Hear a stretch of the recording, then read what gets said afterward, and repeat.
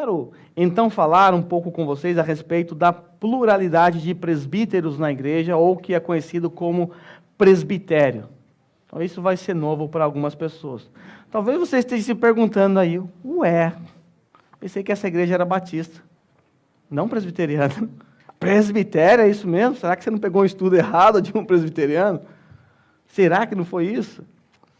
Meus irmãos, o presbitério, a ideia de presbitério, a ideia de pluralidade de presbíteros, só é defendida pelos irmãos presbiterianos por ser bíblico. É o que nós encontramos na Bíblia. Infelizmente, os batistas modernos abandonaram a sua história e a sua teologia. Os batistas, desde os seus primórdios, lá no século XVII, já defendiam uma estrutura robusta da teologia do pacto e sempre defenderam a pluralidade de presbíteros. Os batistas modernos é que abandonaram esse conceito, não os antigos. Hoje, falar em presbitério numa igreja batista é uma coisa estranha, é uma contradição de termos para muitos. Geralmente, igrejas batistas, não são todas, eu conheço algumas que não são assim.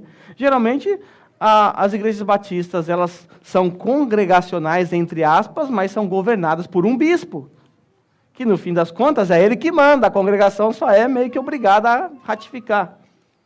Isso acontece com muita frequência. Eu estou ajudando uma pessoa no Brasil que está enfrentando um problema assim em sua igreja. A nossa confissão de fé, publicada em 1689, ela já defendia a pluralidade de presbíteros. Veja só o que ela diz. Capítulo 26, parágrafo 8 e 9. Uma igreja local, preste atenção, singular, uma igreja local. Esta é uma igreja local, tá? Reunida e completamente organizada de acordo com a mente de Cristo, consiste em oficiais e membros. Os oficiais designados por Cristo a serem escolhidos e consagrados pela igreja, assim chamada e congregada, são, agora segura aí, os anciãos ou bispos. Plural. A igreja local, uma igreja singular, reunida, organizada, é constituída por anciãos ou bispos, além dos seus membros. E também diáconos, para a peculiar administração das ordenanças e assim por diante. Então, nós temos uma igreja no singular com uma liderança no plural. Parágrafo 9 agora. O caminho apontado por Cristo para o chamamento de qualquer pessoa, chamamento para o episcopado, capacitada e dotada pelo Espírito Santo para o ofício de bispo ou ancião, olha aí, intercambialidade aqui de novo. Na confissão. É bispo ou ancião? Tanto faz. Chame como você quiser. Em uma igreja, singular de novo, é que ele seja escolhido para isso pelo sufrágio comum da própria igreja, ou seja, por votação, próprio dos congregacionalistas, que é o nosso caso, tá? Por meio de votação. E solenemente separados por jejum e oração, com a imposição das mãos do presbitério. Confissão de fé batista. Não estou lendo de Westminster, não. Presbitério. Pluralidade de presbíteros.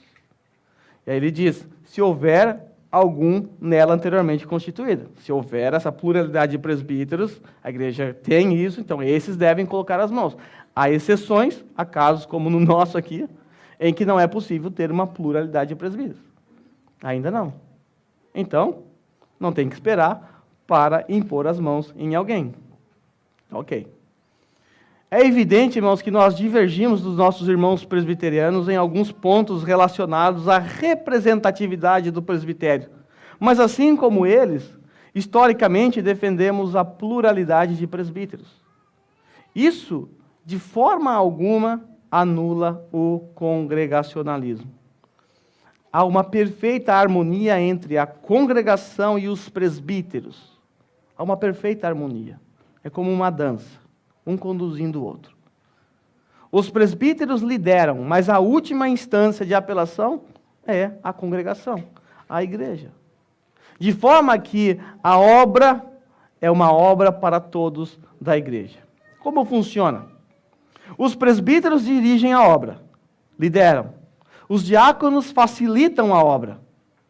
E a congregação executa a obra. Ninguém fica fora da obra. Todos participam da obra. Presbíteros dirigindo, diáconos facilitando e a congregação executando. É assim que funciona. Nós acabamos de ver que a pluralidade de presbítero no meio batista é histórica. Mas a grande questão é, tá, legal, é histórica. Mas ela é bíblica? Pode ser provada pela Bíblia, que é isso que importa. Se estiver na confissão, não estiver na Bíblia, a gente descarta. Para nós o que importa é se ela é bíblica.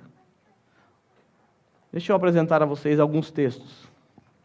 1 Timóteo 4,14, na carta que estamos estudando, Paulo diz assim: não negligencie o dom que lhe foi dado por mensagem profética com imposição de mãos dos presbíteros. Quero que você atente sempre para o plural. Presbíteros. 1 Timóteo 5,17. Os presbíteros, tá? Esta carta, lembrando vocês, foi direcionada a Timóteo, que era para ser lida na igreja, uma igreja em Éfeso, a igreja de Éfeso. Os presbíteros que lideram bem a igreja. Não é as igrejas. Tá?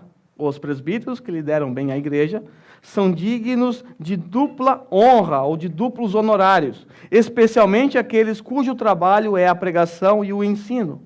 Presbíteros que lideram bem a igreja, singular. Tito 1,5, carta direcionada ao outro delegado apostólico. Paulo diz assim: a razão de tê-lo deixado em Creta foi para que você pusesse em ordem o que ainda faltava e constituísse presbíteros em cada cidade, como eu instruí. Mais uma vez no singular. Tiago 5,14 diz assim: entre vocês há alguém que está doente?